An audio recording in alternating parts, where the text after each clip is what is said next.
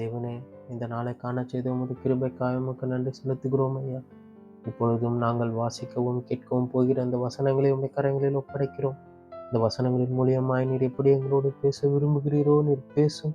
உம்முடைய வசனங்கள் எங்கள் இருதயத்தை புடமிட்டு உமக்கென்று எங்களை அர்ப்பணிக்க நீர் கிருபையை தந்து காத்துக்கொள்ள முடியும். என் மீட்பும் இரட்சகருமாகிய இயேசுவின் நாமத்தில் ஜெபிக்கிறேன் பிதாவே. ஆமென், ஆமென். நீதிமொழிகள் 16ஆம் அதிகாரம்.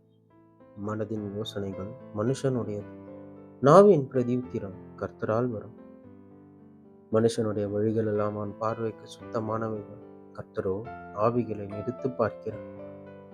உன் செய்கைகளை கர்த்தருக்கு ஒப்புவி, அப்பொழுது உன் யோசனைகள் உறுதிப்படும்.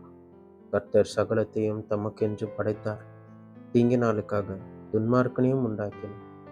மனமேட்டிமை உள்ளவன் எவனோ கர்த்தருக்கு அருவருப்பான். கையோட கை கோத்தாலும் அவன் தண்டனைக்கு தப்பான்.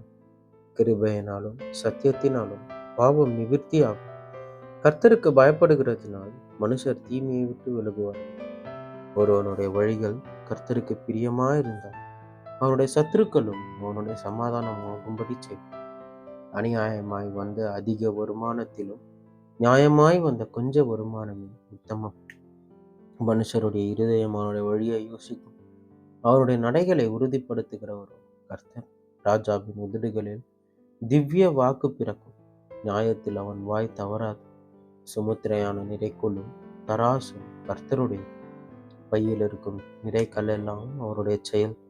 அநியாயம் செய்வது ராஜாக்களுக்கு அருவருப்பு, நீதியினால் சிங்காசனம் உறுதிப்படும். நீதியுள்ள உதடுகள் ராஜாக்களுக்கு பிரியம், நிதானமாய் பேசுகிறவனின் ராஜாக்கள் பிரியப்படுவார்கள். ராஜாவின் கோபம் மரண தூதருக்கு சமம், ஞானம் உள்ளவனும் அதை ஆற்றுவான். ராஜாவின் முகக்கலையில் ஜீவன் உண்டு, அவனுடைய தயை பின்மாறி மேகத்தை போல. பொன்னை சம்பாதிப்பதிலும் ஞானத்தை சம்பாதிப்பது எவ்வளவு உத்தமம், வெள்ளியை சம்பாதிப்பதிலும் புத்தியை சம்பாதிப்பது எவ்வளவு மேன்மை. தீமையை விட்டு விலகுவதை செம்மையானவர்களுக்கு சமனான பாதை. தன் நடையை கவனித்திருக்கிறவன் தன் ஆத்மாவை காக்கிறான். அழிவுக்கு முன்னானது அகந்தை, விழுதலுக்கு முன்னானது மனமேட்டிமை. அகங்காரிகளுடைய கொள்ளை பொருளை பங்கிடுவதை பார்க்கிலும் சிறுமையானவர்களுடைய மனத்தாழ்மையாயிருப்பது நலம். விவேகத்துடன் காரியத்தை நடப்பிக்கிறவன் நன்மை பெறுவான், கர்த்தரை நம்புகிறவன் பாக்கியவான். இருதயத்தில் ஞானமுள்ளவன் விவேகி எனப்படுவான். உதடுகளின் மதுரம் கல்வியை பெருக பண்ணும். புத்தி தன்னை உடையவர்களுக்கு ஜீவ ஊற்று. மதியினரின் போதனை மதியினமே. ஞானியின் இருதயம் அவன் வாய்க்கு அறிவை விடும், அவன் உதடுகளுக்கு அது மென்மேலும் கல்வியை கொடுக்கும்.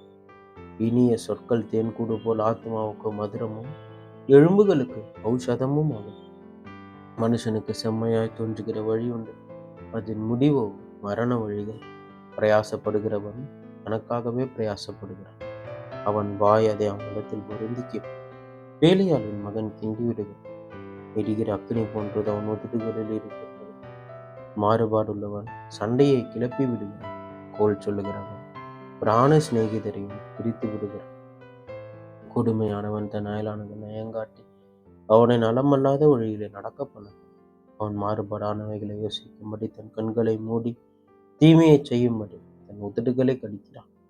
நீதியின் வழியில் உண்டாகும் நரைமயிரானது மகிமையான கிரீடம். பலவானை பார்க்கிலும் நீடிய சாந்தமுள்ளவன் உத்தமன். பட்டணத்தை பிடிக்கிறவனை பார்க்கிலும் தன் மனதை அடக்குகிறவன் உத்தமன். சீட்டு மடியிலே போடப்படும் காரிய சித்தியோ கர்த்தருக்கு வரும் என்பதை.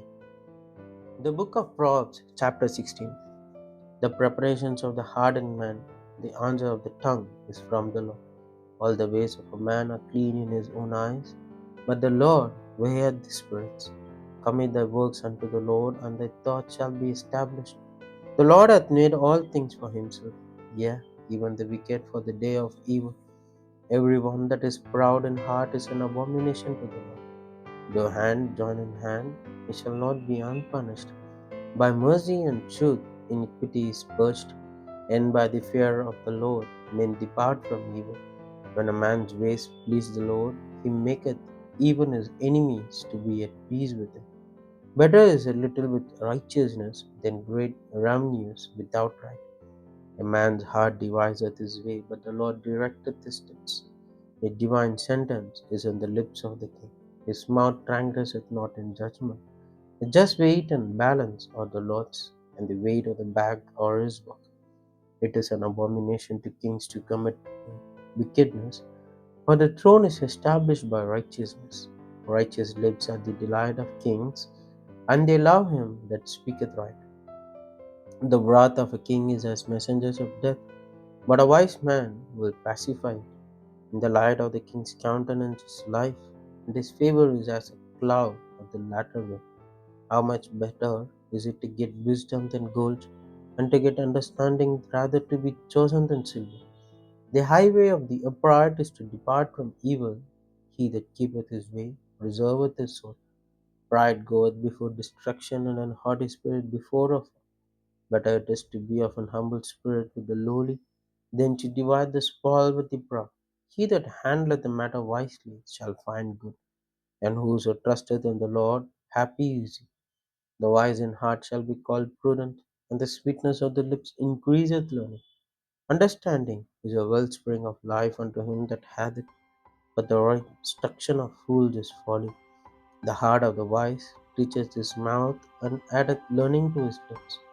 Pleasant words are as an honeycomb, sweet to the soul, and health to the bones. There is a way that seemeth right unto a man, but the end thereof are the ways of death.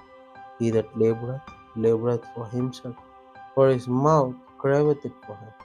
An ungodly man diggeth up evil, and in his lips there is as a burning fire. A froward man soweth strife, and a whisperer separateth chief friends. The violent man enticeth his neighbour, and leadeth him into the way that is not good. He shutteth his eyes to devise froward things. Moving his lips, he bringeth evil to pass. The hardy head is a crown of glory, if it be found in the way of righteousness. He that is slow to anger is better than the mighty, and he that ruleth his spirit than he that taketh the city. The lot is cast into the lap, but the whole disposing thereof is of the Lord. இப்பொழுது வாசித்த கேட்ட இந்த வசனங்களுக்காக உமக்கு நன்றி செலுத்துகிறோம். ஒவ்வொரு நாளும் உமது வசனங்களை கேட்கவும் அதன்படி நடக்கவும் இன்னும் அந்த கிட்டிச் சேரவும் எங்களுக்கு நீர் கிருபையை தந்து நீர் நடத்தும் நீர் எங்களோடு இரு. நாள் முழுவதும் உடைய கிருபை எங்களை தாங்கிக் கொண்டு நாங்கள் உம்மை பற்றிக்கொண்டு எப்பொழுதும் உம்முடைய சமூகத்தில் தரித்திருக்கிறவர்களாய் மாற்றி எங்களை நீர் நடத்தும். நீர் ஆசீர்வதித்து காத்து பாதுகாத்து கொண்டு இயேசுவின் நாமத்தில் ஜெபிக்கிறேன் பிதாவே. ஆமீன். ஆமீன்.